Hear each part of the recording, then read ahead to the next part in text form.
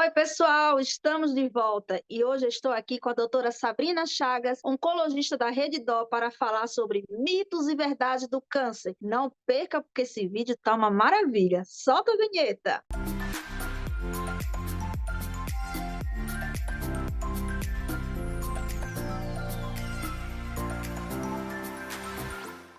Doutora Sabrina, muito obrigada por estar conosco aqui mais uma vez. E hoje nós vamos falar sobre os tabus acerca do câncer. E sabemos que é muito importante ter informações confiáveis. Então, o nosso bate-papo, queria que a senhora começasse falando sobre isso. Estou muito feliz de estar aqui, quero agradecer a Brali o convite, é sempre uma honra estar próximo de vocês, é algo que eu gosto muito de estar participando. E a gente sabe que as fake news, os mitos, são muito comuns, principalmente na oncologia, é um campo fértil para fake news, porque são as pessoas que estão muito fragilizadas, né? É nesse ponto que muita gente se aproveita para vender produtos, né? Onde as notícias se espalham mais rápido. É muito importante esse tópico para a gente direcionar os pacientes para qualquer mensagem que chegue, qualquer notícia que chegue, checar a fonte, não divulgar largamente nos grupos antes de ter certeza do que está sendo visto, de que está comprovado, que existe alguma sociedade, algum instituto que já tenha falado sobre isso.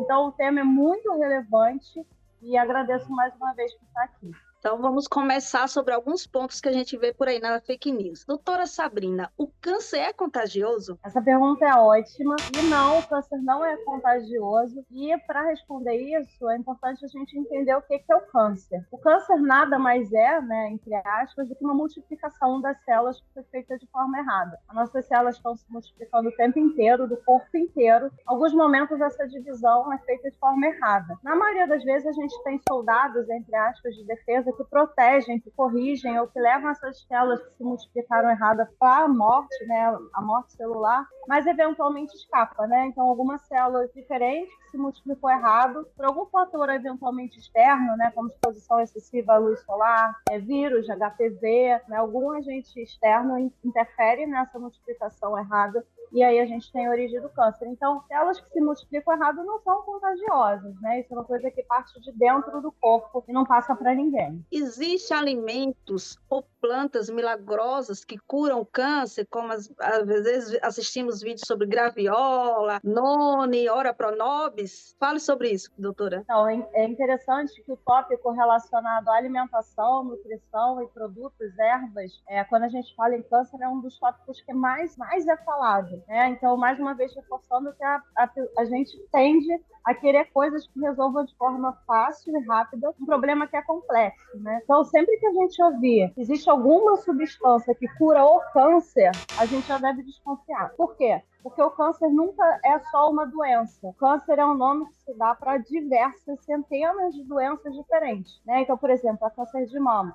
A gente tem vários tipos de câncer de mama diferentes. Então, o tratamento de câncer de mama vai depender do subtipo do câncer de mama. A gente usa drogas diferentes, abordagens diferentes. Então, quando a gente ouve que alguma substância cura todos os cânceres, cura o câncer, desconfia. Então, não tem nenhum produto que diretamente cure o câncer, que previna o câncer. Mas a gente sabe, por exemplo, a ora pororobis, ela pode ser usada para diminuir a fadiga durante o tratamento. Então, são produtos que, eventualmente, podem ajudar a diminuir efeitos colaterais do tratamento, mas curar o câncer, resolver o câncer, resolver a imunidade do paciente durante o tratamento, não tem um produto que faça isso. É sempre um somatório de coisas, né? E uma coisa que é importante sempre citar é que existe um combo básico que sempre vai estar ajudando o câncer, tanto prevenindo, como ajudando a prevenir a recidiva, que é a volta do câncer, como diminuir o sintoma. É a prática de atividade física, não fumar,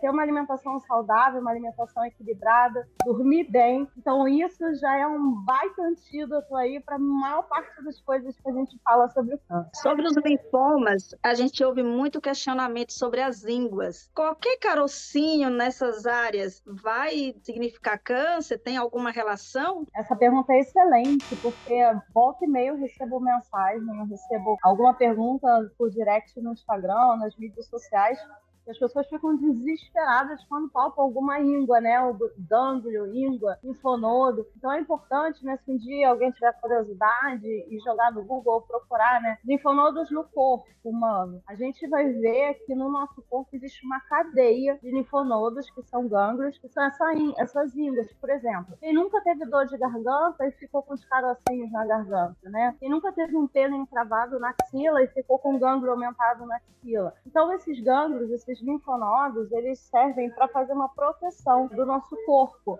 quando a gente tem alguma inflamação, e também ajudam a drenar líquidos, né? Quando a gente fica com a perna inchada, por exemplo, são os gânglios que a gente tem nessa região, que o pessoal chama de virilha, que puxa essa água da perna. Então, os gânglios, eles servem, eles têm esse papel de defesa. Então, eles podem aumentar por vários motivos: inflamação, infecção. Então, muito cuidado, que volta e meia os gânglios em algum lugar do corpo podem estar aumentados e muito provavelmente não vai ser câncer, né? A gente fica preocupado com os gânglios que aumentam quando são gânglios que ficam aumentando sem parar, né? Que é uma doença que está evoluindo. Não é um gânglio que aparece e some, é alguma coisa que aparece, não para de crescer, que fica muito quente, que dá febre, que é duro, que é pétreo, que não tem nenhuma infecção associada. Quando são mais de uma cadeia que está aumentada, então são sinais que a gente deve ficar atento, mas uma vez aumentado, né, depois diminui, tá tudo bem, né? Mas é sempre bom, se estiver realmente angustiando, que as pessoas ficam angustiadas, nada como exame físico com um profissional para ficar tranquilo. Você que nos acompanha aqui, escreva nos comentários os temas que você gostaria de ver aqui na TV Abrale. Excelente suas explicações, doutora. Sobre a amamentação. Amamentar protege contra o câncer de mama? Protege. A gente sabe que quando as mulheres estão amamentando, elas ficam menos expostas ao estrogênio, que é um hormônio que tem relação com o surgimento do câncer. Então, por exemplo, quem tem poucos filhos, e eu não estou falando para ninguém ter um monte de filho, não, estou falando de fatores gerais, né? Quando a gente tem vários filhos, né, a gente fica menos expostos menos tempo ao estrogênio.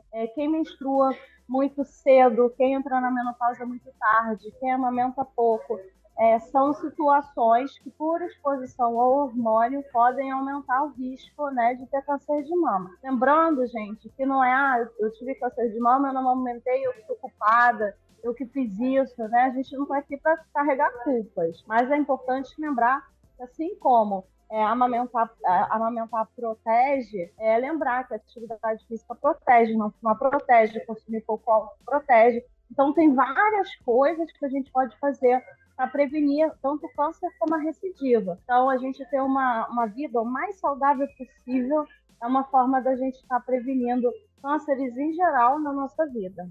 Sobre isso que a gente já está falando, sobre alimentação, vida saudável, existe recomendação de uma dieta que ajuda a prevenção? Falam sobre algumas frutas, falam sobre verduras, chocolate. Durante o tratamento, existe alguns alimentos que podem auxiliar nessa melhoria do paciente? Muitos, né? Por isso que eu sempre gosto de encaminhar o paciente para a nutricionista oncológica. Ela sempre ajuda bastante, porque as pessoas tendem, né, a querer fazer uma dieta única que está no lugar que alguém falou, que leu, que viu. E a nutricionista, ela vai ver o que a gente come, vai ver se a gente come proteína de menos, se a gente come gordura demais, ver durante a quimio quais são nossos sintomas. Então, por exemplo, se a paciente está tendo muito enjoo, tem como a gente prescrever alimentos e formas da gente se alimentar para ter menos enjoo. Então, a nutricionista dá a mão para a gente nessa caminhada. E quanto à alimentação, tanto para prevenir o câncer como para ajudar a diminuir o risco da recidiva, porque a gente sabe que 30% dos cânceres e da recidiva tem relação com hábitos alimentares. Então, obesidade é algo que a gente sabe que não faz bem, não é recomendado, sedentarismo também não. E a gente está num país onde a nossa população é sedentária, né? A gente quer um alimento que cure, mas não quer fazer exercício, né? Porque é difícil, porque a gente nunca fez, está esperando a hora que tiver vontade, né? A gente não vai ter vontade, não é uma coisa super legal,